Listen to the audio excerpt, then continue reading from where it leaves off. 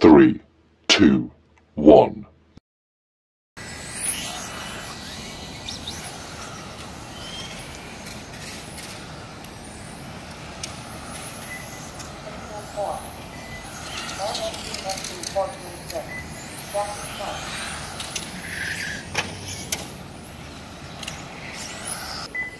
Man NG 17.5. 17.6. Jackie Chum 13.7.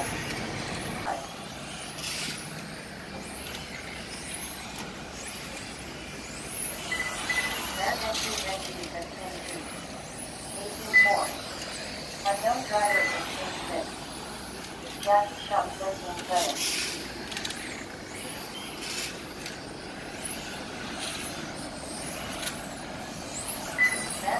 Engine 17.1. Jackie Chum 13.8. Unknown driver 15.6. 19.4.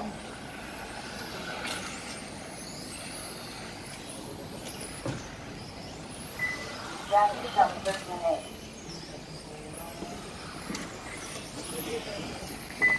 Unknown driver 19.3.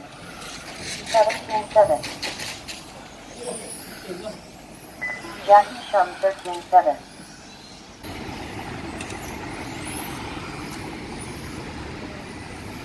Unknown driver 14.7. Shun Shun. Jackie Chum 13.7.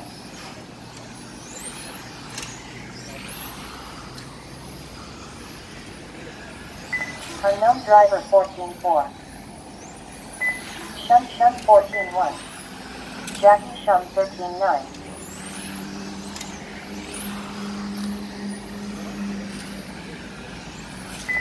Unknown driver 14.3. Shun Shun 13.6. Jackie Chum 13.8.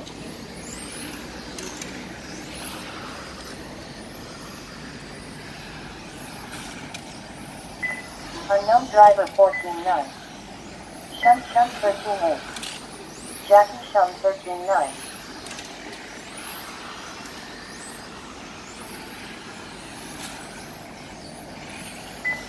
Unknown driver 14.4. Shun Shun 14.1. Jackie Chum 13.7.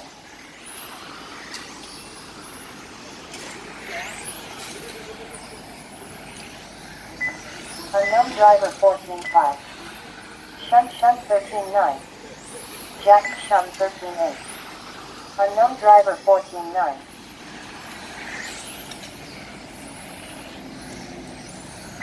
Shun Shun 13.9. Jackie Chum 13.8. Unknown driver 17.7. Jackie Chum 14 flat. One engine 14.8. Unknown driver 17.4. MO 14 flat. Jackie Chum 13.8. One engine 14.6. MO 14. Unknown driver 16.1. Jackie Chum 13.8.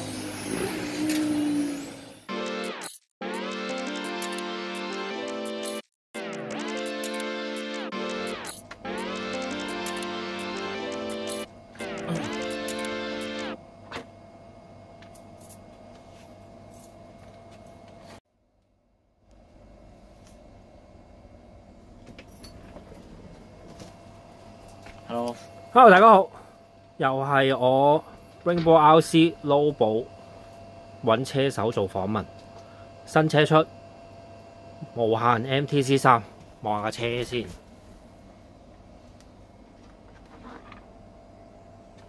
好啦，跟住又望下架車手先，打個招呼。Hello。呢個就係奇西，就係無限嘅代表啦，香港代表。好，咁啊介紹下架車。今次新車呢，就好似都幾多嘢做賣點。哇 ！MTC3就喺度啦。咁啊，我身為呢個市民觀眾呢，就望見最特別係二樓板啦，同埋嗰個車尾嘅設計啦，唔係個尾搖臂唔係收喺底板度啦，望一望先。我哋一陣再逐樣介紹下架車有啲咩特點啦。咁啊，車就行過啦，試過下，咁啊喺 PYC 亦都落過地。咁啊，先講下架車有啲咩特別先啦，其實。好啦，其實大家最留意嘅就係嗰兩塊打斜嘅二樓板啦。咁啊，會唔會話行出嚟會有啲咩古怪啊，或者剩咧？咁其實就完全架車係好正常。好多人就問第一個反應就問：喂，咁咪用唔到一塊二樓咯？咁一塊二樓其實我都唔知有乜嘢好處。好似有陣時有啲高速 track 或者某啲特定嘅跑道，好似有啲適合一塊二樓。但係我自己咧，我其實中意兩塊多啲嘅，因為我行出嚟咧，其實喺個 setting 度又就到，同埋維修咧，我覺得兩塊二樓係方便啲嘅。咁我又咁呢個二樓板又點樣咧？有啲咩特別咧？好啦，其實呢塊二樓板咧個樣啊，前後咧其實係一樣嘅。咁即係話你可以將前面嗰塊搬去後邊又得，後邊嗰塊搬翻去前面又得。咁跟車嘅時候咧，其實咧呢兩塊二樓板咧，前面嗰塊咧係薄啲嘅。如果我冇記錯嘅話，應該係2 mm。後邊嗰塊咧就厚少少，就2.1 mm。咁如果你想去試多啲嘢嘅話咧，其實可以試就係頭尾都係薄啦，或者頭尾都係中間啦。因為其實佢仲有一塊 option 咧係我唔記得2點幾啦，再厚啲嘅。原裝應該係我冇記錯係睇過2.0同埋2.2車尾嘅。係啦，咁仲有一塊咧就厚啲嘅。咁其實就變咗可以幾個選擇去試啦。係二樓板都幾緊要。冇錯啦。咁其實咧，阿汪佬琴日出咗一個嘅 Facebook 都有講過呢一樣嘢啦。係啦，咁佢就教大家咧，就係話咧，可能係喺後邊嗰度點一點啊。你有冇睇過嗰個？畫翻個 mark，分翻個尾。總之你自己用自己嘅方法去記翻低。如果唔係拆咗出嚟咧，就再裝翻落嘅時候，驚你自己頭尾調轉。係啦，會有機會調轉啦。係啦，咁所以其實佢有3款啦。其實嗰度已經係好多嘢可以俾你去配搭到。即係中意頭尾都軟嘅，咁咪用薄啲咯。咁亦都可以頭尾都中間啦，或者頭尾都係硬啲嘅。係啦。咁二樓板就係咁樣啦。咁有咩好處先？你感覺上會覺得即係點解要打斜咧？因為傳統全部都係平噶嘛。咁首先揾到個好處先，因為壞處就實有嘅，因為用唔到一塊二樓。係冇錯。嗱，其實咧佢特性咧，嗱，其實佢而家咧，因為咧行嗰個大減咧，係細啲啊嘛，係咪？咁如果細啲嘅話，點會知道？即係上下。係啊，冇錯。一陣講。係啊。咁佢而家咧點解個二樓板係要斜咧？因為佢就翻個大減。個摩打咗咧，如果假設佢係平嘅話咧，咁個大減咪好高咯。係啦，要就翻個大減，可以坐翻低喺個摩打座，即係貼底板啲啊。咁所以佢做嘅皮帶咧就要就翻斜啊。咁二樓板自然就要跟翻皮帶咁樣去斜落去。係啦。咁而家個重心咧就係會低咯。係啦。我見過好處就係架車唔會，即係如果你打斜咧，佢係唔會咁樣折埋咁容易，因為嗰個力點咧斜斜地咧，佢會頂得住個車架，冇咁容易折埋。但係咧掹翻開咧，佢係易少少嘅。但係你好少會咁樣掹開架車噶嘛。但係有陣時係收油啊、剩啊咁咧，架車唔會成日自己喺度屈曲，同埋即係成日伸延屈曲嗰啲怪動作就少好多啦，應該。係啊，冇錯。係啦。其實咧，靜雞話你知，我頭先行過一轉，架車好似路軌車咁，所以我有啲咁嘅感覺。係啊，咁頭先阿 Lobo 咧就叫我唔好講住啦，但係都要講一講啦，因為其實呢個都係一個賣點嚟嘅。因為咧，假設如果我要換牙叉嘅話咧，其實我只係要拆咗塊二樓板，係啦，我拆咗二樓板嘅話，個牙叉已經即刻拎到出嚟。即係冇其他咩波箱頂啊，又話要再鬆螺絲啊，係啊，因為塊二樓板咧，基本上就係由摩打座一搭就搭落去個摩打座嗰度，所以我一鬆晒螺絲，我就已經可以換到牙叉。其實呢個係方便咯。你話對個 performance 出嚟會唔會話好大好處？我唔敢講，但係方便就一定係方便，呢個我就夠膽講啦。係啦，直濕一樣啦，即係假設你不過直濕好少要換啦。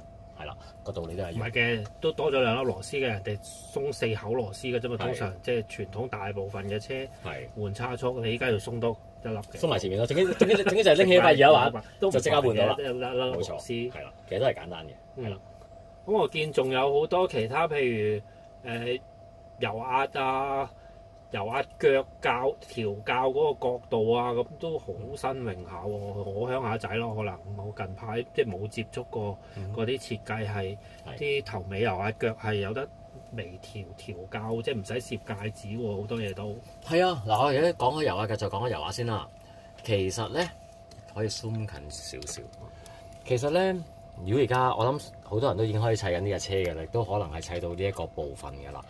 其實咧，以前我哋可能其他品牌嘅車啦，如果我要校條油壓嘅斜度直啲或者斜啲嘅話咧，我哋可能要喺度攝戒指，呢個攝戒指。咁但係而家咧，我哋要去改變油壓嘅角度嘅話咧，我哋只要喺度鬆咗一粒螺絲，其實好方便。係啦，喺度一鬆咗嘅話，其實係已經可以去調校到條油壓嘅斜度。咁就睇翻嗰啲 mark 位。冇錯啦，睇翻啲 mark 位，冇錯啦，睇翻啲 mark 位。咁但係呢個咧，其實我自己 Facebook 咧都有去 post 過一樣咁樣嘅嘢。你留意翻呢個咧，我自己係點咗一點黃色喺度嘅。如果呢架車你哋砌到呢個位嘅時候，你會發覺咧，其實說明書上面係會講 horizontal 啊、vertical 啊，即係水平啊同埋垂直啦。而家呢個位咧，我而家係水平角度嚟嘅，即係睇粒螺絲，睇個螺絲，打橫，睇個螺絲呢一度，你見唔到而家咧有條打橫嘅紋啊？係啦，我唔知 zoom 大家睇唔睇到？係啦，有條打橫嘅紋，咁呢個就叫水平。如果你將佢，我睇終於解啦，將呢個位咧，即係收入去嘅時候咧，係打直嘅話咧，佢會有另外一個螺絲窿係收打直嘅喺裏邊。咁條油壓咧就會斜，即係再斜啲。係啦，再斜啲。係啦。咁啊，說明書其實都講啦，就係話車尾咧就一定係行水平，車尾行水平，車頭咁啊就翻你自己啦，睇睇你需要邊樣嘢。咁點解我話會點一點喺度咧？因為你可能開頭砌嘅時候，你會好小心地就係水平，我記得水平啦咁樣。但係可能你下次會入完油之後咧，你擺翻入去嘅時候，其實你係有可能係擺錯，自己都唔覺嘅。點解我咁講咧？因為我就試過係咁樣，好明顯係你試過。我就試過啊嘛，所以我仲要喺 ETS 嘅時候試過，行咗一日，咦？點解好似每一次出個右彎嘅時候，點解架車都好似唔係咁實咁咧？跟住就睇下，再俾人研究下，就話原來我一邊係674係 horizontal，一邊就係 vertical， 係啦。咁後尾我就喺度諗，咦？點咗嘅話，咁我永遠記得有點嗰個位就係水平啦。咁我咪唔會再錯咯。OK，係啦，油壓最主要就係呢樣嘢。咁同埋油壓咧，我見 Camberling 都係好。我睇講埋油壓先啦。其實呢條油壓啦係我相信係現今會唔會係咧最短啊？應該就真係會最短。sure 啦。係啊，因為其實鬥短鬥到。係啊，因為其實要度一度先知。其實佢彈弓咧嗱大家知道啦，其實呢架車彈弓咧暫時係冇其他牌子嘅彈弓係可以用得到，因為佢係最短啊。係啦，呢條油壓應該。彈弓幾長？我又真係冇。係咪18mm啊？我又真係冇度過。咁依家大部分都係18mm。係啊。一轉頭我哋試下度，再交翻落出嚟。係啊。咁其實你話嚟緊將來會唔會有其他牌子去出咧？咁亦都有機會啦。但係而家呢一刻，其實原裝車頭車尾啦，車頭係4.25，我冇記錯嘅話，車尾4.5。阿汪導都講過㗎啦，數字越大，彈弓係越遠嘅。係啦，就大家唔好搞錯。數字越大，圈數越多，圈數越多就一定係越腍啦。係啦，咁同埋我睇翻佢 option 嘅話咧，其實佢另外只係多3套彈弓嘅啫。咁啊，其中2套係 progressive 嘅，即係漸進嘅。咁另外一套就係 linear 啦，係啦。咁所以有啲人就會諗咁我咪要使好多錢買彈弓咯？其實佢而家暫時都係得3套彈弓嘅啫。係啦。最主要咁同埋我玩無限，即係我之前都有玩過 TC2 咧。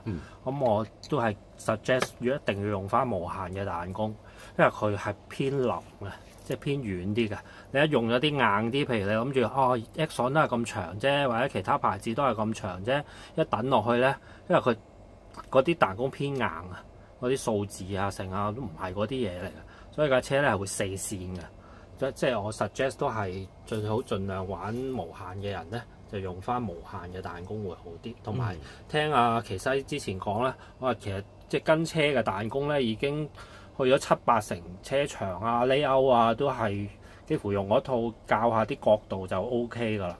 咁好少機會會需要換彈弓嘅，咁大家可以留意下，唔好花太多錢同埋花太多時間去個彈弓上面啦。係冇錯啦。咁油壓仲有少少巧嘅嘢喎，我見佢個頂油壓頂係一件過有窿嘅喎。哦，係啊，嗱，其實咧呢個油壓頂咧一件過嘅，即係中間話以前嗰啲油壓咪就係要擺咗個油壓頂再冚蓋咁樣去扭嘅。而家咧基本上擺完嗰個我叫個肺啦，係咪？個肺啦，擺入去之後咧，就直接係將呢嚿一件過嘅頂係就咁扭嘅啫，係啦，係就咁扭嘅啫。咁其實我而家呢個車我行咗我諗2個星期，其實係啊，暫時都有啊。我又見唔到佢有啲咩漏油啊，或者容易起泡啊。係啦，咁我覺得條油壓係真係好正喎。同埋原裝已經開咗窿㗎啦。係啊，冇錯，即係唔使自己再加工轉個一 M 窿。冇錯，呢個窿已經係原裝㗎啦，唔係我自己開嘅。係啦，咁所以佢行都係開窿。佢呢個係一體蓋啦。咁頭先我講嗰個，我叫呢個做好似上落梯咁啦，較角度呢個嘢啦。其實就係一條鋁嘅嘢啦，穿過去係啦，就係咁樣。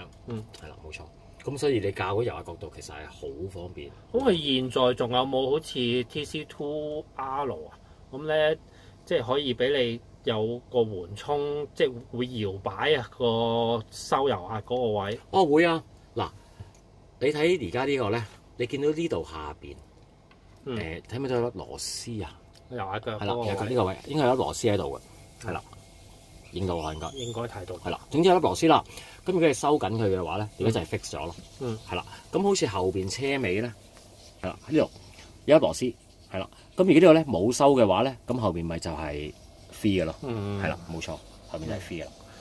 咁嗰個 free 據我嘅認知就係應該係方便你上膊嘅時候，架車冇咁容易飛走咯。即係應該上膊好啲㗎係嘛？呢個我真係唔知啊！我之前玩嗰啲車咧，冇呢個設備，一直都冇呢樣嘢啊！係直至而家呢架車我先係第一次去接觸呢樣嘢。咁但係我揸落嘅感覺咧，就係好暫時未試呢個設定。總之我而家揸落去，我而家冇收啦。未需要，係啦，冇收嘅，冇收即係條揈㗎咯。係啦，條揈嘅，冇錯，係啦，條揈嘅而家，條揈嘅係啦。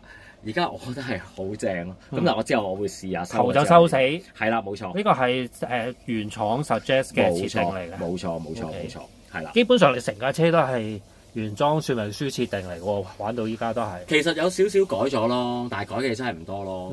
改咗嘅嘢其實唔係任何 option 嘢咯。呢架車所有嘢街上嘅嘢全部都係 kit 嗰套 kit 裏邊嘅所有嘢。好，最後又研究下究竟你有啲咩喐咗先。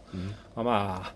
頭尾避震啊，跟住 camber link 啦 ，camber link 都係特別嘅部分啦。係啦 camber link 咧嗱，即係其他車啦 camber link 我哋譬如話升高降低，我哋會用戒指啦，係咪先？即係可能係咩1.5啊2 M。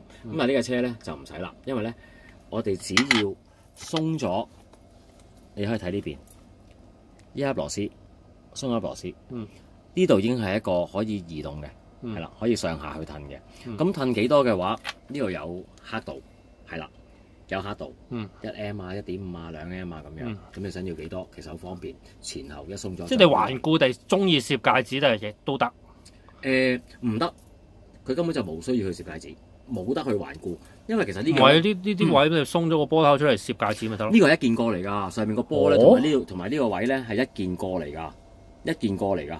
唔可能爭啊！係啊，唔係拆開㗎，即係冇得頑固，純粹係睇嗰個刻度。冇錯啦，係啦，冇錯啦。咁所以就你唔使去諗攝戒指咯。OK，係啊，即係有陣時你話攝戒指。有冇唔使周圍抄，咁梗係有。係啦，冇錯啦，你唔使周圍抄。哎呀，我少咗隻1.5 M啊，Lobo 你有冇借俾我啦？係啊，跟住同埋或者嗰啲卡拉位咧，嗰啲咩1.25啊，同埋你每一次要換戒指嘅時候，你都要拆晒2個出嚟，又拎開上面2條拎，跟住又條揈咁樣。而家就唔使啦，好方便。係啦，呢個其實係一個好方便嘅嘢嚟。OK 嘅，係即係考下大家嘅眼力，去對翻嗰啲線啫。同埋佢最好嘅就係咧，佢。嗱，其實咧，我所知咧，如果你要做一個好嘅 laser 咁，即係射落去嘅話咧，其實有陣時可能射得唔靚啊，或者成咧，就唔好啦。哦，無限啲做工不嬲都有信心，但係佢啲做工真係無限啲信心不嬲，即係做工係真係正。係啊，同埋咧我都話咧，你只要鬆咗粒螺絲咧，鬆咗粒2M 嘅螺絲啦，佢係好順暢嘅，佢唔會話哎呀有啲位又棘啊，有啲位又順啊，佢係根本就係全部都係好順暢。係啊。咦，我見到啲萬向節都好似好新穎咁喎。其實萬向咧，我唔知道係咪同2R 一樣，因為我又冇玩過2R。係啊，我又斷咗2R，我玩2，跟住就冇乜接觸過 R，冇乜研究過，跟住就跳咗去呢個3。其實如果我冇記錯嘅話咧，應該呢一套萬向啦，即係前後萬向車尾係女㗎啦。係啦，冇錯，應該都係同2R 係一樣嘅。啤領啦。係啦，冇錯。同埋車尾行女嘅，車頭就行翻鋼嘅。係啦，冇錯。3節棍。同埋我聽講啦，即係以前有玩2R 嗰啲人講咧，就係話咧呢一套萬向咧，其實係好襟行嘅。即係話有啲人話，哇！我玩咗個車咁耐，我都未試過要買條萬向翻嚟再。車尾女㗎喎，會唔會自己解體啊？不過我嗰時玩都冇試。我諗如果之前玩開2R 嘅人，佢講得出話呢套萬向好正嘅話，咁應該都真係應該係正嘅。會自己無啦啦拍咗。係啦，冇錯。即係有陣時啲人成日都講話架車襟唔襟撞啊，或者成啊咁樣。咁其實有陣時你大撞嘅時候，就咩車都爛啦。係咪先？咁但係你正常喂，我玩咗兩個星期、2-3個星期咁樣，咁我都會有挨笨笨啊或者成啊。咁但係都冇話咩斷萬向啊，冇話古靈精怪啊咁樣。係啊，我都冇換過，我直情係冇換過任何零件。我咪睇下嗰邊。好啊。我有啲想睇下個中 pulley 係點樣，上來係咪好方便㗎？好方便，真係好方便。其實就係都係 for stock 嘅啫。即係 stock 同 modify 個大減齒唔同大細就可以易就啲。咁其實如果要換大減嘅話咧，只係鬆1、2、3、4 4粒螺絲，乜都唔使拆。換出嚟係啦，咁記住啦，收翻螺絲入去嘅時候咧，其實說明書有講㗎啦，就攞落螺絲膠啦，係啦，攞螺絲膠，咁就啲4粒都螺絲膠。啲轉動嘅嘢都係拉螺絲膠，唔使收得太緊。冇錯，會好過，因為佢自己會行翻正。冇錯，係啦，就係咁。同埋呢兩嚿啦，頂電呢個咧，其實佢係一個帶頂嚟嘅。佢係可以去用2.5啦，去鬆咗，去較高低。咁即係你較皮帶鬆緊嘅時候咧，係可以用佢去較，就唔使話下下都要喺前邊。輕微微調。其實都多㗎，可以。你而家睇係啊，即係都多㗎。接地喎。係啊，都多㗎。即係基本上前後你擺翻個 band 托喺即係個中間咁樣啦，可以用佢去較到皮帶鬆緊㗎啦，已經。係啊，咁我又唔會知道。或者我都唔會去研究，就係話如果我用翻原本傳統嘅方法去較皮帶鬆緊，同埋用呢個有冇分別咧？我諗我又唔會分得到咯。咁大家我就係基本上我只係用佢去較皮帶鬆緊，就冇再搞嗰啲 band。咁跟車有冇跟多款 roll bar？定係一對，原裝一對，冇錯，一頭一尾。係啦，冇錯。冇其他要買 option 啦，如果要嘅。其實佢 option 佢都得一條嘅啫嘛，係嘛？係啊，得一條嘅 option 啫嘛。咁即係話你話想去試嘅，咁咪買一條。咁跟車係咪頭尾一樣硬度？係咩？頭尾唔同㗎，頭尾唔同㗎。我冇記錯應該係1.2係車頭，車尾應該係1.1。腍啲。係啦，因為我又冇點樣去，我成日都冇話點樣去，特登攞把卡尺去卡下係咪1.2啊，定1.1啊，定1.205啊咁樣，我真係冇咁樣去卡啦。冇搞。係啦，我就睇翻個 mark，咁佢話擺嗰條喺頭，我擺嗰條喺頭，擺嗰條喺尾就擺嗰條喺尾。咁可能遲啲再試嘅時候，咁可能會去試下頭尾一樣啊，或者。係啦，或者再硬啲啊咁樣，咁都要，因為我知道其實呢架車嘅 option 件咧，其實今日都喺香港都開始派咗去模型鋪啦，係啦，咁所以如果大家有想去試嘅，咪可以買翻嚟試下咯。係啦。喂，我就另外一樣唔好講車尾住，係車尾太巧，講埋嗰個殼頂架 option 定原裝嘅升跟車嘅，呢個都係跟車嘅，係啦，車頭呢對。喂，車頭呢個好似好方便喎。係啊，我發覺都有個好處添啊！個好處就係咧，勾住就走。有陣時咧，譬如我假設我喺度度車高嘅時候咧，係啦，譬如我抖個車啦，我唔識抖呢度，咁幾方便。勾住就走，塞夾住個鼻哥窿，好似好得意咁啊！插住個鼻。我成日好忍唔住就喺度拎下嘅，好得意啊！係啊，咁呢個其實就係陣間我哋睇下個車殼咧，就會知道佢殼頂有咩用，點用點樣係啦。因為其實個車殼都有少少要車轆呢啲就正常，依家所有車都一定會有嘅。係啊，其實呢兩粒螺絲咧，其實就唔好話求其擺上去話點樣，即係其實因為我喺啱啱去 ETS 嘅時候啦，咁我都有問過汪佬究竟呢嚿嘢呢嚿粉唇係點樣？你高得滯嘅話咧，又唔得。係啊，佢整硬咗嘛，咁其實揾個俾個車殼頂住。係啊，咁其實咧呢幾日啦，我諗琴日應該無限咧已經有幾張嘅 setting sheet 咧係播咗出嚟㗎啦。佢係有埋呢度嘅高度係幾多？哇！所以你跟翻佢，好難搞喎。係啊，你跟翻佢用啲卡尺去度翻嘅話咧，就 OK 嘅。差唔多。係啊，因為我有時褪前褪後個車殼爭少少位，你係呢個位要自己校㗎嘛，一定要校啊！唔好懶啊，換車殼有陣時啲人話試車殼，連呢粒螺絲都唔校過咧，我都唔知佢試乜。冇錯。仲有要講一講呢個驚陣間唔記得咗。其實咧，佢呢度咧係有個 up stop 啊，個髀咧有個可以機米螺絲啦，你可以高少少睇啦，機米螺絲啦。咁其實呢度咧就可以去校條機米，可能放低啲嘅話咧，咁個髀頂上去嘅時候咧就唔會限咗個上去嘅行程。係啦，咁其實有咩好處咧？個好處就係你架車有陣時真係太多嘅時候，可能揩底板。咁而家呢樣嘢就可以管咗啦，減少嘅揩。冇錯啦。咁你有陣時揩底板嘅話，可能個彎速係會減慢咗，之後同埋古靈精怪啊。係啦，咁呢個就會係一個個 up stop 可以做呢樣嘢啦。咁有啲人咧以前咧就係可能喺油壓芯下邊啦，就擺個 O wing， 係啦，加個 O wing 啦去做呢樣嘢。咁而家就唔使啦，其實呢度就有得去調校。咁同埋有啲人就係唔好話有啲人啦，我自己開頭我都唔知點校。咁但係又係啦，無限佢已經鋪咗啲 setting sheet 出嚟啦。其實你已經可以睇翻上面嘅數字，佢係有講嘅。咁你跟翻佢收翻，其實已經係 OK。我都盲中中喺第二啲車度試過。咁個好處咧就係架車可以含揩底板啦，但係有一個問題咧，就係如果你校得太激進咧，一上 PYC 啦，我唔講其他車場啦，嗰啲島咧就好有機會起飛得好遠。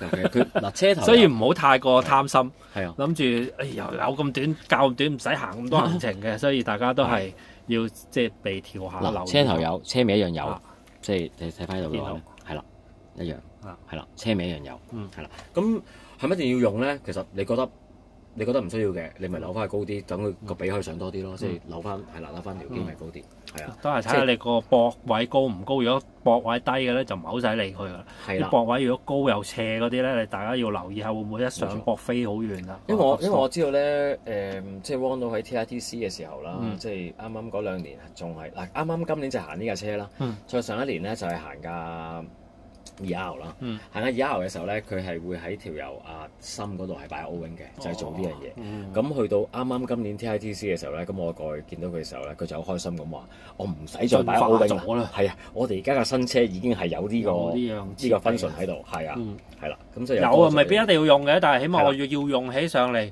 我有得選擇去用啦，唔使搞一輪啦。冇錯啦，係啦，啱晒。就係咁啦，係啦。咁啊，好啦，可以講埋個車尾，因為大家都好注目個車尾會唔會好容易俾人搞囉柚嗰個時候撞鬼爛㗎？嗱，其實咧開頭嘅時候咧，我未玩呢架車嘅時候，我都會諗就係話，哇個車尾，因為咧其實咧佢尾髀咧，車尾尾髀咧，佢唔係收落底板嗰度，佢就係靠上邊呢一塊咁嘅好厚嘅瓜塊，係咪？我又唔攞把卡車去度啦。係啦，總之大家見到好厚啦，係咪？係啦，咁佢係收喺呢一度嘅，係啦。咁我係啦，都係玩咗呢2個星期嘅時候啦，咁我都會有錯啊，有剩啊咁樣咯。咁到而家其實都冇大問題，係啊。咁你話係咪好易爛？都係嗰句啦，睇下你點撞啦。如果你飛埋去嘅時候，你真係咁樣撞，即係睇下你嘅受口多唔多啦。係啦，冇錯啦，係啦。你真係咁樣撞啊！因為同埋有咁講啦，你個殼笠咗落去之後，個殼已經係幫你緩衝嗰啲嘅啦嘛，已經係。咁其實係咪真係下下都要中晒佢咧？我諗又未必咯。係啦。咁但係我又唔敢講話一定唔爛喎。陣間如果我話一定唔爛嘅話，爛咗之後個個出嚟揾我，你又話唔爛嘅？我爛到咁樣喎。但係咁樣有一個特別嘅好處嘅，點解要稱咗佢上去咧？嗱，其實稱咗上去嘅原因咧，就可以睇個底板啦。嗱，其實而家咧底板咧。係短咗啊嘛，係咪？以前如果我個髀要收翻喺個底板嗰度咧，個底板咪要長咗咯。咁底板長咗嘅話，即係話你個底板揩個車尾啊，揩到地下機會都會多咗啦，係咪？而家你睇翻嗱，我淨係呢啲咁嘅位係有，係啦，就唔係話成忽你。大家玩個車，大家都知啦。尤其是呢塊金屬底板冇得呃人噶嘛。你真係花就係花㗎啦，係咪先？你話碳板嘅就可能睇得唔清楚啦。金屬板你係花就係花。但係睇下我而家行咗，其實行完 ETS 啦，再翻嚟PYC，基本上我由一落機去到今日，我淨係一日冇入過嚟。禮拜二落機去到今日禮拜六，我基本上日日都喺度，日日都喺度玩緊。咁成日睇翻個底板，其實係好叫做幾靚啦。係啊，咁你睇車尾其實。已經減少咗好多揩底板。嗱，揩底板有咩問題咧？就係一揩咧，你個車就會爆旋陀螺㗎。又唔一定爆旋嘅，總之會啲鬼鬼嘢啦。係啊，比較容易甩尾，因為你底板永遠都唔夠條胎咬㗎嘛。係啊，冇錯。除非你有特別嘅需要，即係有陣時反車會行多啲車頭啊，等佢唔好咁轉彎咁易反車啊，咁有時會咁做嘅。冇錯。但係車尾就好少專登揩下塊底板，睇下塊底板靚唔靚、襟唔襟。冇錯。咁我又睇下，即係揭開個車底睇緊啦。其實摩打咗咧係4粒螺絲啦，有4粒螺絲嘅。咁你可以選擇2粒啦，可以我3粒啦，或者4粒收晒啦。其實我而家都仲喺度玩緊，究竟收邊度係好？係啦，咁我暫時就係啦，冇收前面嗰粒，total 可以4粒。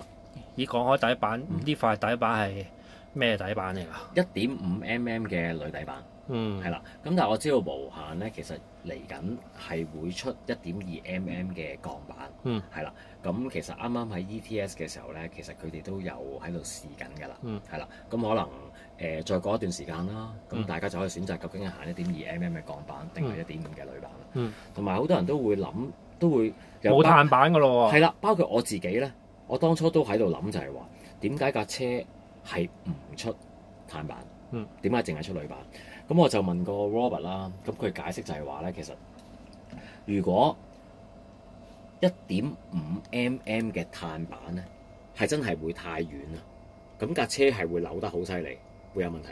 咁所以話，如果假設佢做一塊碳板嘅話咧，佢可能係要做一塊可能係1.75啊或者2mm 嘅話咧，咁成架車嘅所有嘢，波箱啊、摩打座全部都會高咗。但係而家就係希望架車係有咁低得咁低。咁所以就係會用一塊1.5mm嘅鋁板。咁大家都會諗啦，我當初都會諗就係，喂，得唔得㗎？鋁板係咪真係可以行到柏油路啊？咁樣。咁我試過喺 ETS 嘅時候咬啦，嗰度好咬啦。咁鋁板一定係冇問題啦。我翻到嚟 PYC，我玩咗咁多架車，我真係覺得架車係好好揸嘅。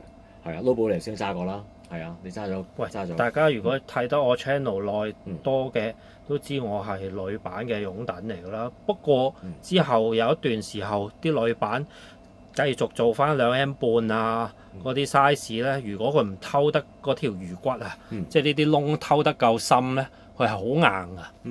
硬得滯咧，又轉唔到彎㗎。所以我有啲近期我都好少用翻鋁板，但係依家薄咗咧，我頭先扭過架車咧，個扭動咧又唔錯喎。係啊，同埋啊 Robert 係幾扭喎。係啊，設計師 Robert 都解釋過啦，就係話咧，其實咧，因為你好多嘢係可以去調校到再遠啲，譬如好似而家你車尾嘅二樓板啦，1個窿、2個窿、3個窿，即係可以有3個唔同嘅螺絲去收，係啦。咁你車頭亦都係一樣，1個、2個、3個，其實好多嘢可以調校到架車嘅扭動。係啊，所以其實都幾重要。係啦，所以你話其實碳板係咪真係有需要咧？我唔敢講話冇，但係我相信因為我問過 Robert， 佢就話無限自己就唔會出㗎啦。咁但係你話其他廠會唔會去出嘅話咧，亦都有可能有廠會去出。到時可能大家想試嘅時候，亦都可以買嚟試下。亦都可能真係原來香港嘅地真係啱行碳板多啲喎，係啦。咁但係呢個就暫時就真係未知答案啦。邊樣好係啦？呢個咧，呢一塊碳纖板咧係啦。咁其實有咩用咧？你睇落好似好古怪咁樣，其實佢都係咧用嚟頂住個殼㗎，係啦。等個殼咧笠咗上去之後咧，個殼係定啲，唔會喐嚟喐去。係啦，係啦，咁陣間我會講埋我個車殼究竟做啲咩嘢去配合呢4樣嘢，係啦。我話睇埋個水撥先，個水撥係單撥定係雙撥啊？已經進化咗單撥㗎。係啦，單撥係咁樣睇會唔會易睇啲？都係講嗰句。MTC 2R 咧，我話冇乜接觸，所以我都唔係好記得佢究竟係行乜㗎啦。就跳到去，我就又總之依家個3就行單撥㗎啦。嗱，佢呢個咧其實咧好得意㗎，佢個 Surfo Man 咧其實咧嗱收咗 Surfo 內啦，Surfo Man 梗係收 Surfo 啦，收落去之後咧，其實咧個水撥咧係直接掹落去個 Surfo Man 嗰度，係啦呢度啦，跟住個水撥咧直接呢度收落去嘅，係啦，用埋呢個位去做嘅，咁。個 Archman 咧，我哋會改 Archman 嘅時候啦，其實咧係可以係皮帶遮住啦，有粒螺絲啦，係啦，鬆咗之後可以褪前褪後啦，同埋咧佢係啦，呢個千秋架咧都係有前後嘅，呢個位前同後，咁說明書其實嗰度都有講嘅，咁大家砌嘅時候咧都要留意翻啦，唔好一前一後啊，即係睇翻。係啦，佢唔係成座褪前褪後，係獨立左右褪前褪後。係啦，左右褪前褪後。我疏。係啦，就唔係成組嘅，係自己。咁其實又唔會好容易搞錯嘅，即係整自己。正常就真係，連我成日整錯嘢都冇搞錯嘅話，就應該都冇乜問題。呢個唔係成日喐嘅位嚟。係啦，冇錯啦。咁都係啦。其實我諗說明書嗰度嗱，仲有呢度啊，呢粒螺絲咧會。呢粒螺絲見唔見到？有粒好細嘅螺絲收區位。係啦，冇錯啦，收區位啊，係啦。咁你唔好揦到好實，亦都唔好揦到好鬆。佢真係用嚟幫你去收個區位。同埋呢架車咧，係咪要落螺絲膠啊？係冇錯，係啦。同埋呢架車咧，嗱我已經玩咗即係我唔敢話好耐啦。其實睇下佢左右嘅區位咧，真係好鬼少㗎。feel 下先。我以前揸嗰啲單撥係比較少虛位嘅，同埋單撥個 Archman 咧係會令到啲車反應快啲。我依家見新嗰啲潮流，即係我好多年前咧，我覺得 stock 同 modify 嘅最大分別咧就係 modify 係比較要需要啊架車反應慢啲，彎心圈啲。咁啊，先至容易控制啲線位，因為車速快。但係現在咧，啲人好似慣咗接受咗嗰個車速之後咧，就依家新嘅潮流，多數都要令到架車入彎嘅反應都好快，好似 stock 咁快。嗱，我仲有就係講翻個 Surfo Horn 先啦。嗱，架車咧本身係冇跟 Surfo Horn 㗎，即係 Surfo Horn 係要自己去買，係啦，膠都冇Surfo Horn 冇，大減都冇，呢個都係要自己買嘅，係啦，有差足有嘅。咁我其實我而家行緊個 Surfo Horn 啦，阿 Wong 其實個 setting sheet 都有講，琴日佢個 post 都有講啦，係建議大家咧就係行15至17，係啦，15至17個。知邊個距離啊？再睇多一次打橫。係啦，打橫，係啦，呢個高度15至17，係啦。咁你即係由個 Surfo Horn 嘅螺絲窿去到嗰個波頭嗰個位。係啦，冇錯。15至17。係啦，咁你就翻自己。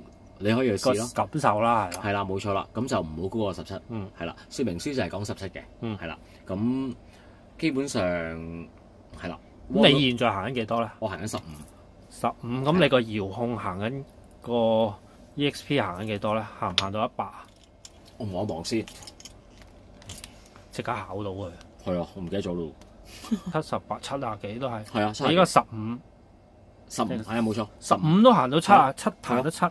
15都行70幾，係啊，15，係啊，咁都幾敏感下，因為通常都行到成100噶嘛，正路。唔係你有冇減軚啊？你敷軚嘅，即係個軚有冇喺呢度加減軚？冇行100嘅，係啊，呢度行100，冇錯，OK，係啊，OK，冇錯，78算好敏感喎。我睇我先個 DR，我15咩都行。我個 DR 咧係行緊96咯，即係減咗少少咯，係啊，仲要減少少添，係啊，冇錯。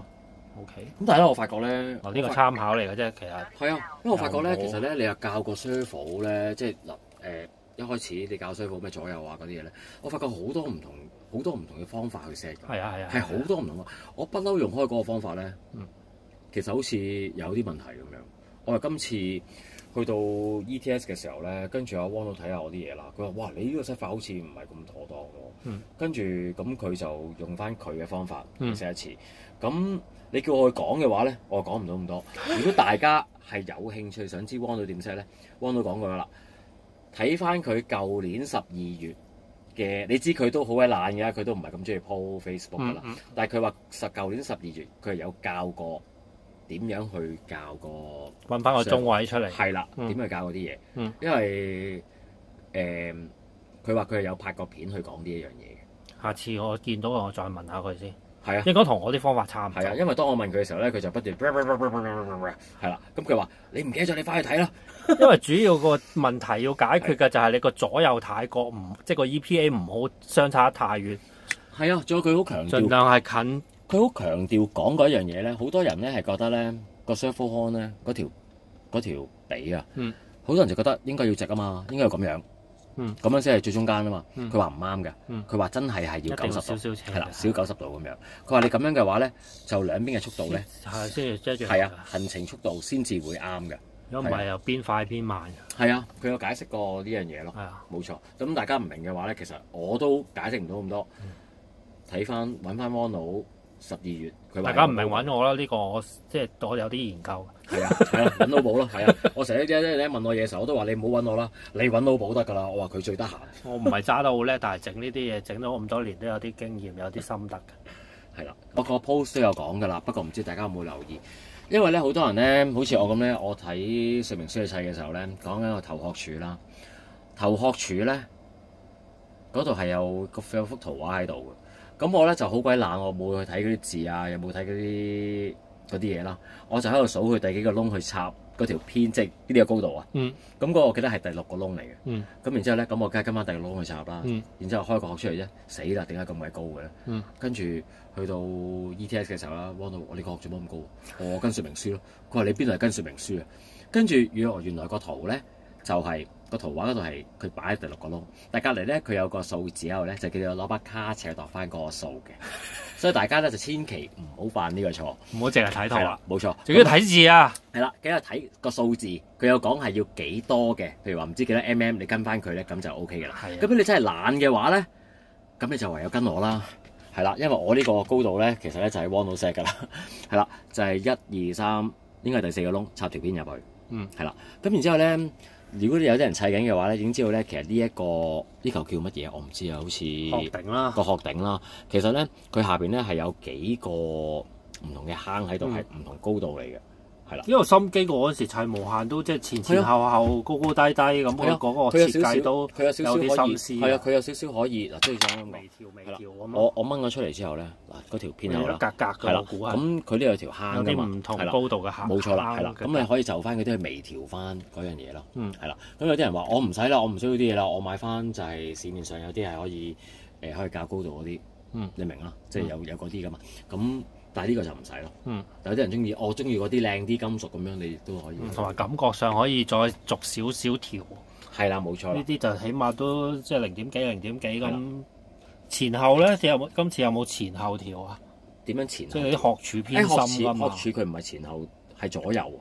你睇翻咧，你睇翻呢度咧，睇翻呢度咧。鬼左右。係啦，呢條頭殼柱咧係可以倒翻轉擺，倒翻轉擺嘅話咧，嗰條殼柱係會近咗嘅。你見到呢有個位啦，係咪有個位啦？咁點解會咁樣做咧？而家咁可能個車殼唔同啦。當你開窿嘅時候咧，有係喺條骨度。係啊，喺條骨度就好麻煩啊嘛。而家就可以避開咗呢樣嘢。睇翻你個係點樣做翻。哇！呢啲要同啲 friend 夾㗎喎。如果唔係笠唔到人哋啲殼用。但係我真係覺得，我一路砌呢架車嘅時候咧，我真係覺得。好多嘢佢真係好自。之前呢個應該係偏心係前後㗎嘛？點解要變咗左右咁好笑嘅？左右啊！哇！依家又知學嗰啲骨咧好鬼型啊！總之我真係覺得，即係呢啲咁細微嘅嘢，我以前揸嗰啲車係冇，而家我覺得就係好。係我成日懷疑個設計師係女人嚟嘅，做咗直砌無限。係啊，因為好鬼細心。係啊，即係你一路砌嘅時候，你會發覺佢諗咗好多嘢咧，就係。你諗唔到咯，你根本冇諗過嗰樣嘢會方便到自己嘅位置。有樣嘢我要講一講咧，就係咧，因為而家咧啲油壓咧，全部擺咗喺裏邊啦。咁所以有陣時校油壓、校架車嘅高度嘅時候咧，係好似好棘手啊咁樣。我就有少少自己嘅心得啦。譬如我假設我要校頭油壓嘅時候咧，我係會鬥高咗架車，即係咁樣鬥高咗。佢咧嗰啲好易扭㗎。咁但係佢又唔係 free 到話，哇會改變咗，即係行下會影響高度。係啦，基本上咧，我鬥高個車咧，我喐好易扭到嘅，係啦，好方便。咁你話下下都要擺喺地下喺度受咗力之後咧，因為你知受咗力嘅話，你扭嘅時候就會難啲。但高少啫，就好簡單㗎啦。咁扭車尾咧，你發覺咁樣扭咧係完全擺唔到手指入去嘅。咁所以咧，我扭車尾嘅時候咧，我都係倒翻轉佢，係啦，又係的起架車，都係的起架車。你咁樣嘅話，嗱係會易咗，摩打咗係個摩打收落嘅時候咧，係1粒、2粒、3粒螺絲。記住係收3粒，唔好收2粒。雖然收2粒都得。咁點解3粒有咩好處咧？就係你知而家啲車越嚟越快啊。咁有陣時摩打係真係有機會係會有喐㗎。咁而家3粒嘅話咧，係會穩陣好多。係啦，會穩陣好多。尤其是喺啲高速場啦，即係比較大嘅場咧，尤其是 modify 咧，你車速好高，車速好高有陣時，咁為你要落 brake 㗎嘛，係咪先？當你落 brake 嘅時候咧，可能就係有陣時個摩打係會喐啊，咁令你有機會掃大減，係啦。咁而家3粒嘅話咧，掃大減機會安穩好多啦，冇錯啦，係會細咗好多。好啦，咁我同埋另外一樣又要提一提咧，砌嘅時候咧，其實 Wano 個 post 係有講㗎。好似講到架車好難砌咁喎，唔係10幾項，係好多細微嘢，係啊，就係個 roll bar 咧呢一粒金屬同埋呢粒金屬咧，其實兩邊嗱佢有個平位㗎，你買呢隻車嘅人你會知㗎啦，有個平位嘅，一邊個平位係向前，一邊個平位係向後嘅。雖然如果你兩個都向前嘅話係砌到，但係佢就變咗唔係中心，係啦。咁同埋睇翻底板咧，佢收呢兩邊咧，你睇翻嗱螺絲喺前邊呢一邊，呢邊嘅螺絲喺後邊嘅，係啦，呢粒嘢係有呢個原機，係啦，冇錯，要留意咯，係啊，咁其實就你只要跟頭尾收嗰個位，唔係好似平時佢打針，即係落支針唔同位咁，冇錯啦，收前後，冇錯啦，咁呢個就係要大家要留意。呢個換 roll bar 都幾方便喎，其實OK 方便。其實我真係暫時覺得呢架車好多嘢都真係好方便。係，因為我係中意成日換 roll bar 嘅人嚟㗎嘛。因為我真係覺得佢總之砌嘅時候咧就會，我唔知啊，我只係感覺就係個設計師咧諗到好多係你哋未必諗到嘅要求，但係佢做咗出嚟俾你。當你整嘅時候或者你玩嘅時候，你就會覺得哇好正喎呢樣嘢，係啊。我唯一 concern 都係條差速，嗰粒要兩邊杯係收螺絲㗎咯。記得喺收個螺絲，即係嗱，因為個螺絲喺裏邊收出嚟㗎嘛，係咪收翻出嚟個杯嗰度啊嘛？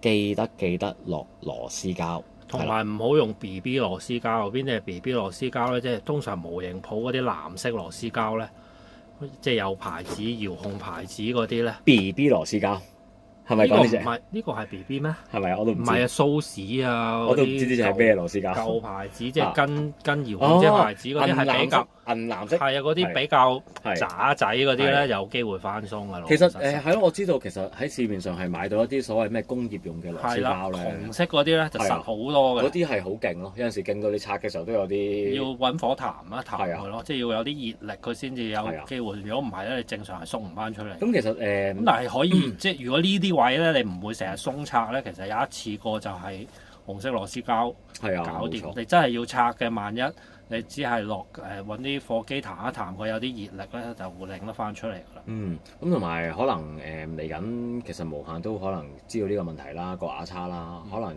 都會有改變啦，都有改動啦。修改 option 係啊，其實 option 一定係會慢慢咁樣走出嚟。都唔係太大問題。我見玩緊嘅人又唔係成日啦，係我初唔係好知咧，就用啲 BB 螺絲膠，又可能未乾啊。即係可能啲頭砌完，啲頭又落地，咁啊最好等翻一日啊，咁就安全啲，唔會咁易翻鬆，因為佢係翻鬆好煩喺入邊收嘅，要你拆咗條叉速，你先至 check 到嗰粒螺絲有冇鬆。一鬆咧，如果行下鬆咗出嚟咧，就個杯跌咗落地，唔見晒一抽嘢嘅。係啦，連埋賣向都唔見埋嘅。係啦，所以呢個你就砌車嗰陣時就注意下就冇問題㗎啦。同埋等佢收螺絲膠，等佢乾咗一日，你先至好用條叉速，咁啊完全冇問題。又未必使一日嘅，冇嚇親人啦。係，總之等佢乾啦。係啦，冇錯。呢頭俾啲時間佢乾啦。呢頭砌完，呢頭就行啦。同埋另外講嘅就係呢架車咧，你買翻嚟嗰個價錢。仲使唔使話加多2-3千蚊 option 嘢走去 upgrade 佢咧？我話俾你聽，真係冇需要咯。option 嘅嘢頭先都講過下㗎啦，就係你可能淨係買嗰3 set 嘅 option 彈弓啦，或者你中意玩下二樓板唔同厚度嘅，買下啲二樓板啦。但係咪必要咧？唔係必要㗎，嗰啲冇嘢係必要嘅，即係佢唔會話有啲嘢膠我要俾錢去換金屬咁樣，冇需要嘅，係啊。咁所以其實你用翻個性價比啦，成日講話性價比啦，性價比係好高。你需要嘅嘢，你俾呢個價錢喺個 kit 入邊已經係冇問題嘅，係啊。咁頭先啊撞到阿老豬啦，老豬由MTC 2開始玩㗎啦，咁啊有2啦，有2R 啦，咁都讚不絕口啊！呢架車嘅耐用性同埋襟撞能力，我諗我都要試下睇下，叫阿偉哥即係我房友，佢又係好中意玩 MMA 嘅，有啲車真係好鬼粗玩啊！咁我依家其實都唔係好諗到有啲咩車係襟撞耐用嘅車款啊！咪都係嗰一句啦，就係嗱呢句嘢可能講完之後有啲人又好唔滿意咁，但係我都會用，即係我都會講啊。首先一架遙控車成日都話襟唔襟撞，所以架遙控車設計出嚟真係唔係俾你去撞，唔係俾你去掟落埲牆度，佢預你真係一個正常咁樣去駕駛。咁成日話啲車易唔易撞，襟唔襟撞咁樣。咁其實任何車有啲一定係有啲脆弱嘅位嘅，講真我相信。咁係咪真係話有架所謂坦克車點樣撞都唔爛咧？我又唔信咯。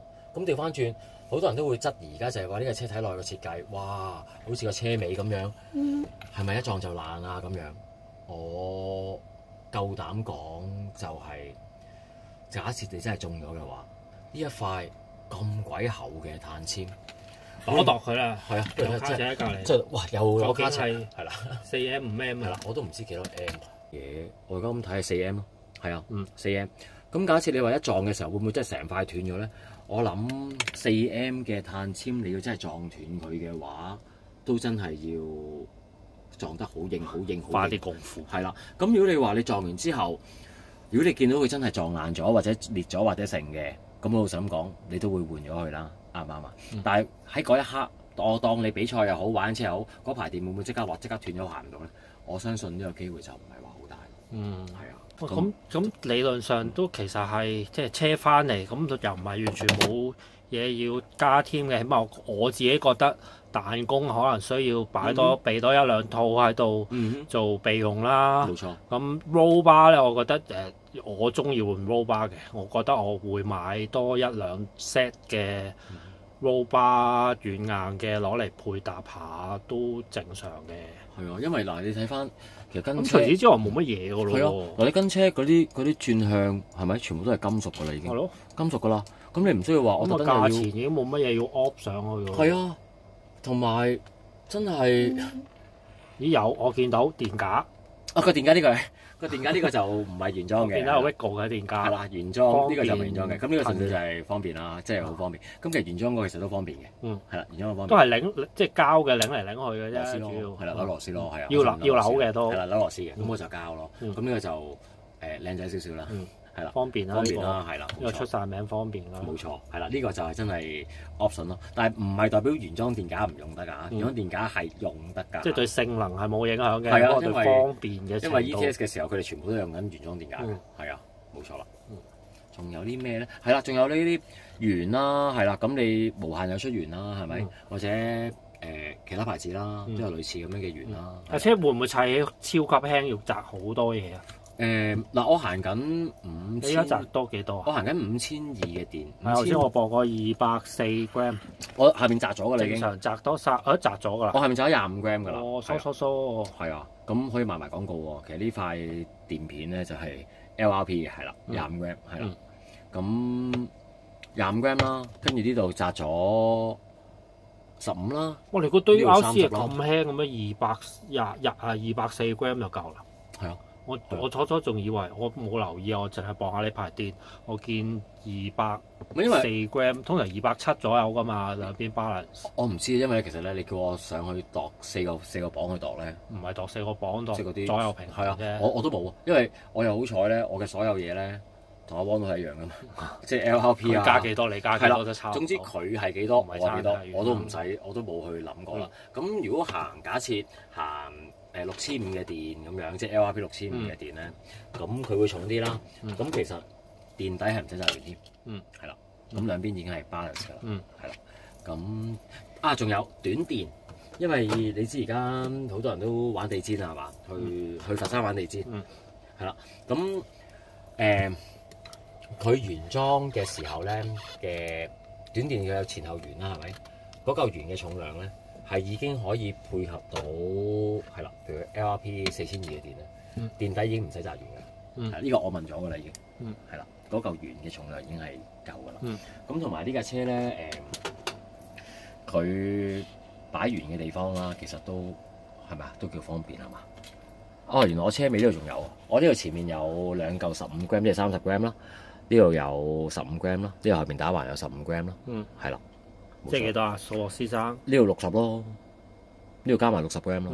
咁啊加埋嚿電下邊25，第一我排電輕啊嘛。總之240個 gram 嘅電就加多50 gram 左右啦。係啊，冇錯，係啦。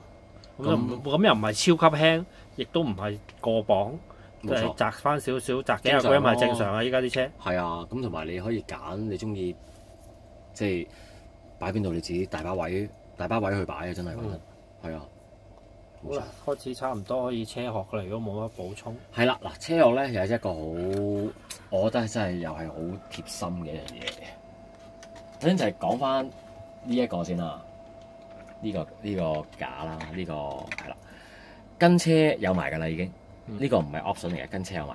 佢個頂咧，呢兩件嘢咧都係跟埋嘅，跟得。咁然之後咧，嗱，我而家行緊個 setting 咧就係呢個架裝上去，架都有 setting，係咯，中間係要攝戒指嘅，中間係攝戒指嘅。咁而家我係攝咗3mm嘅，係啦，我陣間會擺喺台面睇下個斜度啦，即係車嘅斜度，3mm嘅。然之後呢個位咧，我係攝咗1.5，係啦，攝1.5。其實呢個咧係好好啊。